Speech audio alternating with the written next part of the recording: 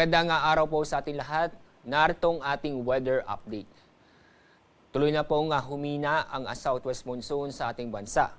Easterlies ang nakakapekto ngayon sa silangang bahagi ng ating bansa. Ang easterlies, ito yung mainit na hangin galing sa dagat Pasipiko. At wala po tayong binabantayan na bagong low pressure area o bagyo sa loob ng ating Philippine Area of Responsibility. At sa ating magiging lagay na panahon ngayong araw, mas mainit na panahon ang ating maranasan sa Luzon kumpara kahapon. Kung saan makakaranas po tayo ng bahagyang maulap hanggang sa maulap ang kalangitan. Pero asahan pa rin na mga isolated na pagpag-ulan o mga localized thunderstorm. Dako tayo sa Visayas at Mindanao.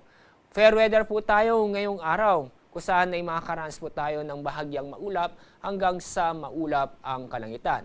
Maliban lang po sa mga isolated na mga pag-ulan dahil sa mga thunderstorm. At para sa ating lagay ng ating mga karagatan, wala tayong gale warning ngayong araw. Pero asahan pa rin ang mga moderate to rough seas sa northern at sa western section ng Northern Luzon. Sa ibang dako, banayad hanggang sa katamtaman ang ating pag-alon.